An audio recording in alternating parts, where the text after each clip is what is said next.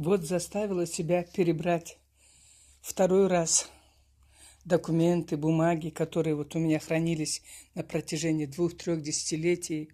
Это документы на квартиру, на домик, на фазенду, на гараж, на книги, на газ, на свет. Короче, столько ненужного и столько вот волокиты. За этими бумажками это, вы знаете, часы простаивания в очередях, это деньги, это нервы, это доказывание, той или этой надобности чиновникам, это отказы, это много чего.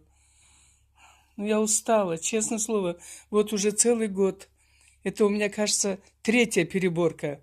После этого еще раз сделаю чистовик и соберу самое нужное, и, наверное, останется килограмма 3 от 30.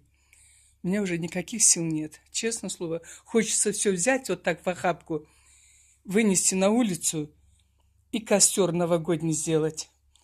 Это еще толику, я уже столько дважды сожгла. Вот там, видите, в папках тоже бумаги. Просто сил никаких нет. Это что такое, а? А если бы вы еще видели, я отобрала в сторону, где они. Некоторые документы напечатаны чуть ли не в папирусной бумаге, и еле-еле шрифт виден. Вы знаете, а некоторые вот кассовые отчеты, да, вот такие вот узенькие пленочки, и на них, здесь хоть видать или не видать, здесь видать, кажется, а на многих вот не видать даже, какую сумму заплатила, когда заплатила.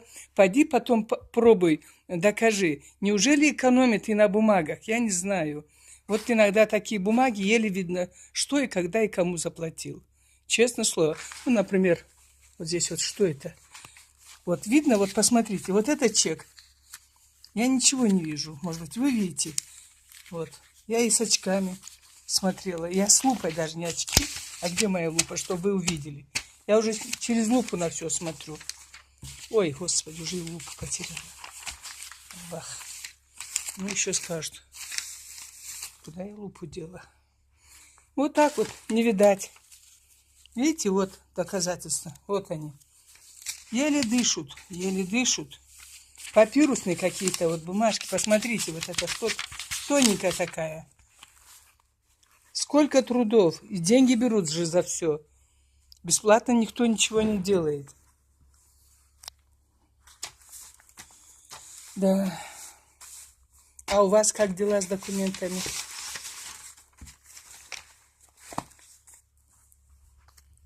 Так. Пойду жечь костер.